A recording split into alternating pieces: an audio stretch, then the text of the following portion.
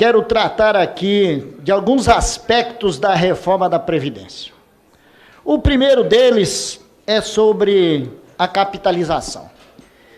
Eu sou daqueles que acham que, além da proposição vir de forma atravessada por um meio inadequado, que já foi dito, inclusive, e até assumido aqui por parlamentares da situação, a capitalização já está comprovada que deu errado em muitos países. Em se tratando de um país de tamanhas desigualdades como o nosso, quero parabenizar o relator e essa casa que teve coragem a dizer ao senhor ministro Paulo Guedes não à capitalização. E nós precisamos continuar dizendo não. Essa é a expectativa que o povo tem sobre nós aqui nesta casa. Esta capitalização levaria a curto e médio prazo, imagine a longo prazo, a saída de milhões de pessoas da Previdência. Só ficaria no regime quem tiver condições. E aí vem o debate da Previdência como uma medida protetiva, como uma medida de reconhecimento pelo trabalho histórico das pessoas que, ao se aposentarem, merecem dignidade e o mínimo de condição de desfrutar da sua velhice. Mas, em que pese os avanços, eu vou tratar separado os rurais, o Partido dos Trabalhadores também decidiu votar contra o relatório, porque tem muitos aspectos que ele contraria a vontade popular e retira direito e prejudica, em especial, os mais pobres. Essa medida de redução do benefício para apenas 60%, com base nas contribuições, inclusive que muda o texto, muda a forma de cálculo das contribuições, porque nós tínhamos outro cálculo, que era com base nas maiores contribuições, agora generaliza. Essa medida associada ao aumento de idade vai levar a muita gente não conseguir a aposentadoria, vão morrer antes de se aposentar, vão ficar fora do regime geral de previdência social. E é bom que se diga, isso tem um impacto direto na nossa socioeconomia local. Sabe por quê? Porque se não chegar os benefícios lá, as pessoas não terão capacidade de compra. Então isso também, nossa opinião, é uma medida equivocada. E nós precisamos, então, dá tempo de rever, senhor relator, senhor presidente, dá tempo de rever. É para isso que nós estamos aqui, sugerindo mudanças, alterações, inclusive, se for o caso, no próprio texto do relator, e essa casa pode se posicionar para fazer essas alterações. Há outro aspecto que nos preocupa muito e atinge os trabalhadores do serviço público, mas também atinge trabalhadores do regime geral de previdência e, inclusive, categorias consideradas de regime especial, que é a desconstitucionalização. Se vendeu uma ideia que não é real, que o relatório resolvia o problema da desconstitucionalização. Em alguns aspectos, sim, mas na maioria, não.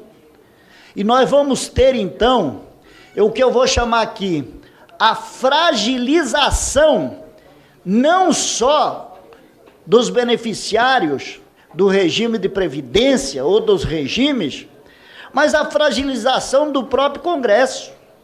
Porque quando a gente remete, nem é lei complementar, é lei ordinária, aliás, eu vou explicar, porque tem muita gente que não é do parlamento, não sabe dessas coisas. O que é votar e exigir quando tá na Constituição, o governo precisa 2/3. Cada 3 parlamentares, 2 têm que votar na proposta do governo. Se sair para a lei complementar, aí é a maioria dos congressistas. Lei ordinária é a maioria dos presentes. Se tiver 100 e 51 votar a favor, já pode mudar. Então, é levar a fragilização das conquistas. E nós não podemos votar num relatório que tenha essa fragilidade e que tenha, eu vou dizer assim, isso são maldades, porque nós estamos hoje passando uma ideia de que o Congresso está melhorando, está tirando as maldades que o presidente da República colocou e o seu ministro aqui, mas nós estamos dizendo que amanhã tudo isso pode cair por terra e o governo pode apresentar projeto de lei, até medida provisória, deputado. Até medida provisória pode apresentar aqui. E nós vimos hoje o exemplo da medida provisória, retirando o que o Congresso já disse não. Aliás, recolocando o que o Congresso disse não no que se refere aos nossos irmãos indígenas. Eu vou falar ainda aqui de um outro componente que nos preocupa muito, que mais uma vez leva a retirada das pessoas da condição de alcançar o seu benefício, a sua aposentadoria, que são as regras de transição. É uma coisa de dar pena. Eu sou trabalhador rural, sou agricultor familiar e vou tratar do tema dos agricultores familiares, mas eu sou filho de professora, sou marido de professora, na minha família tem muitos professores e professoras. E aí eu fico pensando, nós diminuímos a maldade proposta pelo governo de equiparar a professora, a mulher professora, ao professor, ao homem, né? Mas diminuímos em parte. Mas em se tratando de transição, a pessoa que está na expectativa ali de se aposentar, ela vai ter que, como ela não está ainda com a idade de se aposentar, ela vai ter que dobrar o tempo que ainda falta. Se faltar 1 ano, ela vai levar 2, se faltar 2, levar 4, e assim por diante. Isso é outra maldade. Eu acho que dá para corrigir, porque, vamos ser sinceros, quem é professor sabe disso. Você imagine um professor, uma professora, numa sala de aula, com aquele conjunto de crianças, nas regras de hoje, que eu concordo, com liberdade do barulho, desatenção, o cuidado, e tem que ter bom resultado no final, a prova tem que passar de ano, passando pelos estresses que passa uma professora, um professor, e quando chega na hora de se aposentar, a gente estabelece regras de transição que vão tirando essa condição da pessoa se aposentar, como estão nas regras de hoje. Então, eu acho que esse é outro componente que nós não podemos aceitar e concordar. Ainda tem um outro componente que eu queria, inclusive, ir fundo aqui, para encerrar com os rurais, que é a história do financiamento da Previdência. Não há divergência de que a Previdência Social precisa sofrer alteração, em especial no que se refere ao desequilíbrio de caixa, né? Se sai mais do que entra, se compromete sim o futuro. Mas a discussão é quais as medidas que nós vamos tomar para corrigir essa diferença. E eu parabenizei, vou parabenizar aqui o relatório, que coloca o aumento do lucro dos bancos para ajudar a pagar a Previdência. Nós estamos falando de lucro dos bancos. Agora tem um movimento já dizendo que não pode, que tem que recuar na participação do lucro dos bancos para ajudar a financiar a Previdência. Esse Congresso não pode cair nisso. Esses bancos são os que mais lucram, são os que mais podem, os que mais têm. E eu acho que se o Congresso se ajoelhar diante da pressão desse poder econômico, nós vamos ser desmoralizados na sociedade. Então nós temos que manter, os bancos têm que fazer a parte deles, com base no lucro. O que é esse lucro? O lucro é com o dinheiro do povo, que movimenta. Hoje, assim, vamos ser sinceros, me desculpem, eu tenho muitos amigos bancários e poucos amigos banqueiros, mas aqui para nós, hoje,